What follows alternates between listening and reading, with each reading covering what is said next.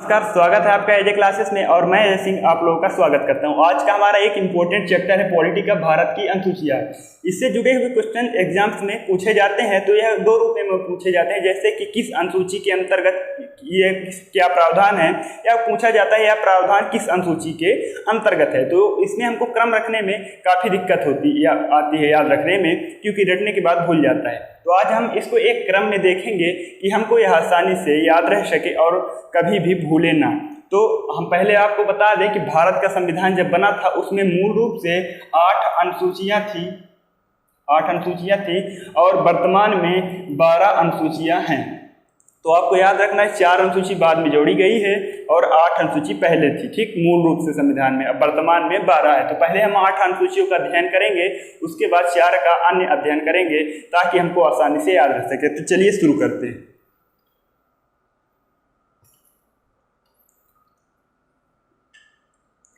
तो आपको सिंपली याद रखना है, जब पहली अनुसूची की बात आए तो चाहे पहला भाग हो, चाहे पहली अनुसूची हो या पहला आर्टिकल हो, उसमें एक ही चीज़ दिया गया है, भारत व उसके राज्य क्षेत्र। तो ये तो आपको बिल्कुल याद रखना है, भारत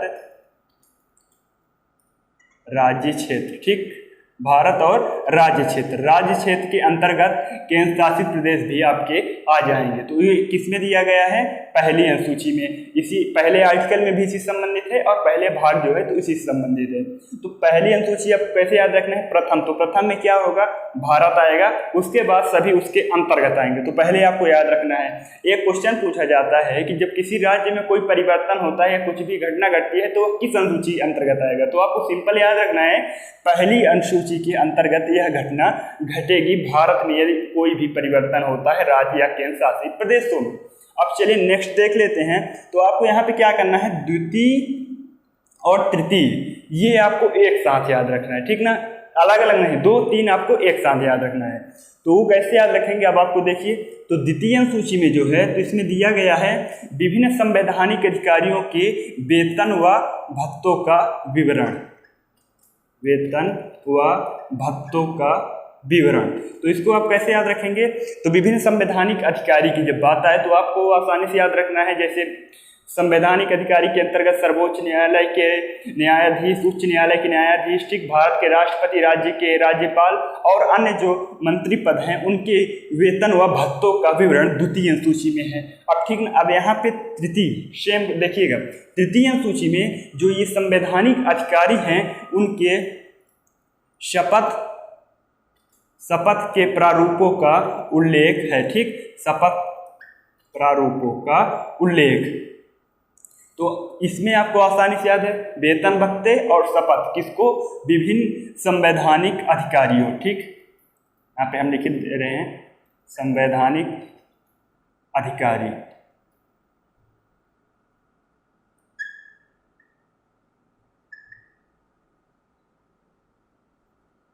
तो यह द्वितीय और तृतीय आपको आसानी से अब याद हो जाएगा। वेतन व भत्ते, शपथ के प्रारूपों का उल्लेख, द्वितीय व तृतीय संवैधानिक अधिकारी, राष्ट्रपति, राज्यपाल और मंत्री, राज्य मंत्री, राज्यपाल, राष्ट्रपति, जो भी पद होते हैं वह द्वितीय तृतीय में आएंगे। तो पहले दूसरे में वेतन भत्ता और उन्हीं के शपथ, जो शपथ ग्रहण करते हैं, ठीक। तो अब आपको द्वितीय तृतीय याद हो गई, ठीक। अब बात करेंगे हम चौथी अनुसूची, पहली अलग, दूसरी तीसरी और चौथी अलग। तो अब चौथी अनुसूची में क्या है? राज्य और केंद्र शासित प्रदेशों से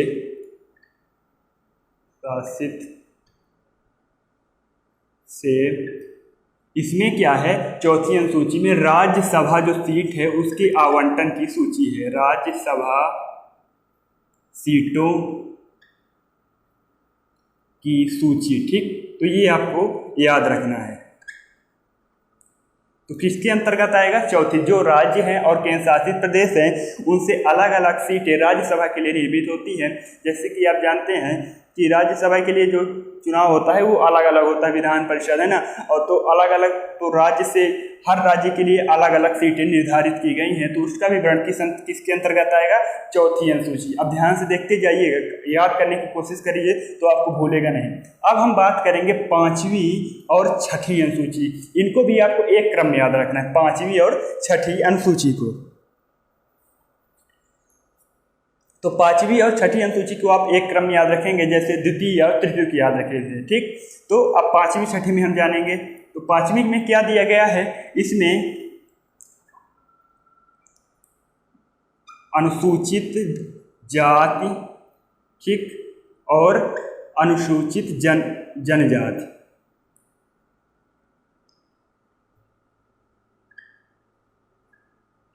अनुसूचित जनजाति के प्रशासन व नियंत्रण के बारे में दिया गया है। प्रशासन व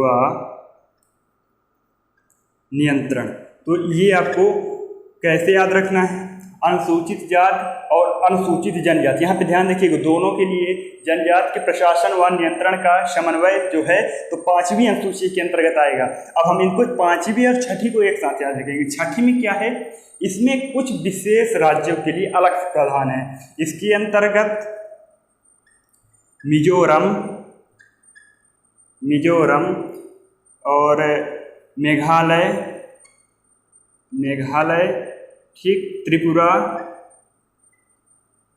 और असम, तो इसमें जो है तो आपको ये याद रखना है कि इसमें अनुसूचित जाति नहीं, इसमें केवल जनजाति आपको याद रखना है। इनके प्रशासन व नियंत्रण का समन्वय किया गया है किसमें, छठी। तो आपको यहाँ पे क्रमशः याद हो गया होगा पांचवी और छठी। तो इसमें अनुसूचित जाति जनजाति दो है और इसमें अनुसूचित जनजाति है। अब इसमें जो ये राज्य है ये हमको भूल जाता है, तो इसके आप याद रखने का एक छोटा सा लोगो आप ले सकते हैं। तो इसमें आपको लिखना क्या है, आपको एक शब्द याद रखना है, ये चारों राज्यों के लिए आपको शब्द याद रखना है MMTA, ठीक, ममता, इसे आप पढ़ सकते हैं। तो मेघालय, मिजोरम, त्रिपुरा और असम, ठीक, तो आपको ये आसानी से याद हो जाएंगे। अब हम नेक्स्ट देखते हैं। तो आपको आसानी से 6 अनुसूची याद हो गई होंगी, मुझे ऐसा लग रहा है। अब 7वीं अनुसूची में क्या है, 7वीं मतलब सा, तो सा से आपको याद आ जाना चाहिए सूची। इसमें भारत की सूचियों के बारे में दिया गया है, तो वो कौन सी सूची हैं अब हम आपको आगे बताएंगे। इसमें संघ सूची, ठीक, संघ सूची और राज्य सूची और समवर्ती सूची, ठीक। तो इसको आप याद रखेंगे सा से सूची, ठीक। तो अब यहाँ पे हम संघ सूची क्या है ये आपको बता देते हैं। तो सूची वह है जिसमें संघ सूची, राज्य सूची और समवर्ती सूची, तो इसमें अलग अलग है। आप पहले देखिए, संघ सूची के अंतर्गत जो विषय हैं उनमें कानून बनाने का अधिकार केंद्र सरकार को, और राज्य सूची में जो विषय हैं उसमें राज्य सरकार को कानून बनाने का अधिकार होता है, और समवर्ती सूची में दोनों को कानून बनाने का अधिकार उस विषय पर होता है, ठीक। तो इसमें जो है संघ सूची, जो भारत का निर्माण संविधान निर्मित हुआ तो उसमें मूल रूप से 97 थे, ठीक ना, क्या कितने थे, 97 थे, लेकिन वर्तमान में यह 100 हैं। संघ सूची में विषय जो हैं, राज्य सूची में पहले 66 थे जो कि वर्तमान में 61 हैं, और समवर्ती सूची में पहले 47 थे जो कि अब 52 विषय हैं। तो ये आपको आसानी से याद हो जाएगा। संघ सूची, राज्य सूची, समवर्ती सूची। सूची क्या है हमने बताया, संघ सूची में केंद्र सरकार का अधिकार होता है कानून बनाने का, राज्य सूची में राज्य सरकार, और समवर्ती मतलब दोनों का अधिकार। तो ये आपको याद हो गया होगा 7 अनुसूचियाँ। अब हम बात करेंगे 8वीं अनुसूची के बारे में। तो 8वीं अनुसूची में जो है तो भारत की भाषाओं का उल्लेख है। तो वर्तमान में 22 भाषाओं का उल्लेख है। तो आपको इसमें रखना, याद क्या रखना है कि भाषा, इसमें आपको यही याद रखना है, भाषा का उल्लेख, ठीक, भाषा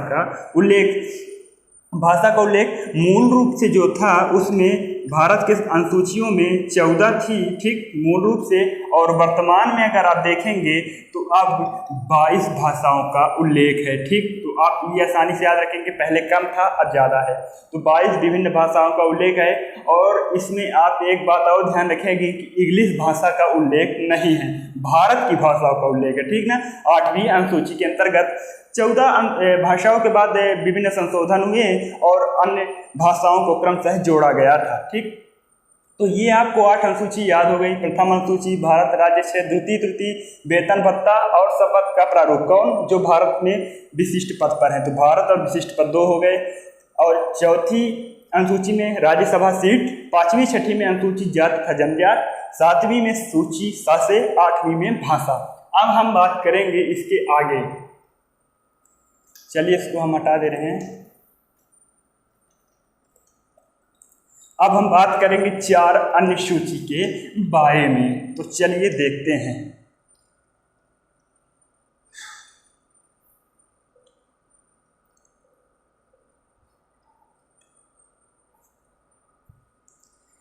तो इसमें आपको क्रम याद रखना है।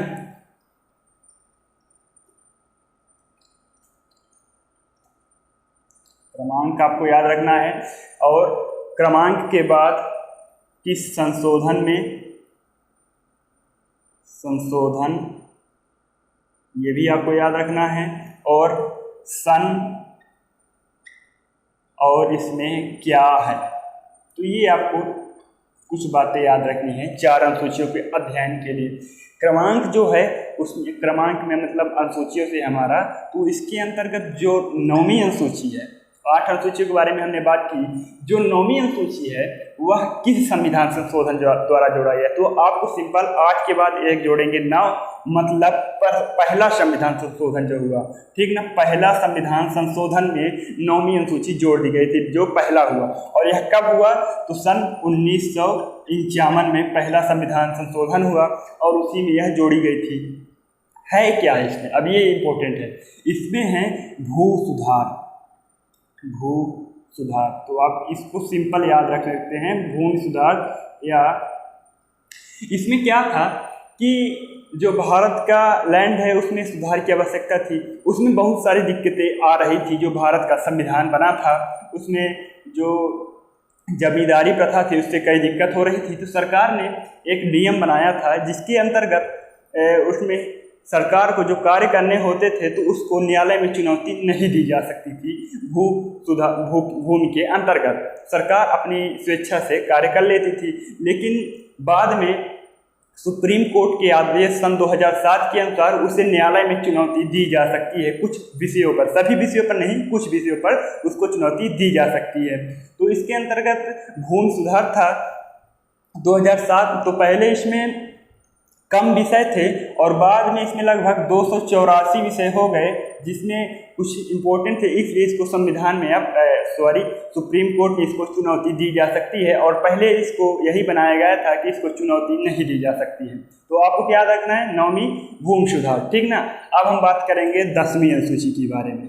10वीं अनुसूची आपको कैसे याद रखना है, या किस संविधान संशोधन, सबसे इम्पोर्टेंट, तो हमें संविधान संशोधन कब जोड़ा गया, सन आपको याद रखना है, इसीलिए हम इसको अलग से बता रहे हैं आपको, सन 1985। इसके अंतर्गत क्या है, दल बदल कानून, ठीक ना। इसके अंतर्गत क्या है, दल बदल के बारे में हम आपको बता देते हैं। इसमें क्या होता था कि जब विभिन्न छोटी पार्टियां थी और बड़ी पार्टियां थी, तो जब वो लोग चुनाव जीत जाते थे तो अपना दल परिवर्तित कर लेते थे। इससे बहुत सारी दिक्कतें आ रही थी क्रमागत सरकार के लिए, तो इसलिए यह कानून बनाया गया कि जब आप किसी भी एक पार्टी से दूसरी पार्टी में आप अगर जाते हैं तो आपकी सदस्यता निरस्त हो जाती है और पुनः चुनाव के बाद ही आप उसकी सदस्यता ले सकते थे, लेकिन पहले ऐसा नहीं था, आप एक पार्टी से दूसरी पार्टी में जा सकते थे। तो ये संशोधन हुआ, और इस समय शासन किसका चल रहा था ये भी आपको बता दें, राजीव गांधी का उस समय शासन चल रहा था। 11वीं अनुसूची, और यह किस संविधान संशोधन द्वारा होता है, तो 73वें संविधान संशोधन, ठीक। और सन आपको याद रखना है, सन वही है 1992। आपको कहीं कहीं 1993 मिलेगा, लेकिन आपको नॉर्मली 1992 ही मिलेगा। लेकिन अगर आपको ऐसा मिल जाता है तो आप 93 भी लगा सकते हैं, तो आप 1992 93 याद रखेंगे। ठीक, तो इसमें क्या है, इसमें पंचायत की शक्तियां, ठीक, इसके अंतर्गत पंचायत को कुछ शक्तियां प्रदान की गई थी। इसमें 29 विषय हैं, ठीक, जिसके अंतर्गत पंचायत को विभिन्न कार्य करने के अवसर मिलते हैं। पहले यह नहीं था, लेकिन इसको बाद में जोड़ा गया। तो इसमें जो विषय हैं, जैसे कि पंचायत में जो कार्य होते हैं, जैसे मछली पालन, पशुपालन, रोड सड़क निर्माण है ना, और जलाशय का, और विभिन्न साफ सफाई, गांव की देखभाल की जो उसमें विषय थे वह इसके अंतर्गत आते हैं, पंचायत की शक्तियां। ठीक, तो यह बनाया गया। अब जो 12वीं अनुसूची है, ये आप याद रखेंगे, 12वीं अनुसूची 9, 10, 11, 12, यह किसमें हुआ, 74वें संविधान संशोधन, 73 के बाद ज्येष्ठ। सन आपको इसमें नहीं याद रखना है, क्योंकि सन आपका सेम रहेगा 1992, और इसमें भी वही कंडीशन लागू होती है 93 कहीं कहीं। ठीक, इसमें क्या है, इसमें नगर पालिका की शक्तियां,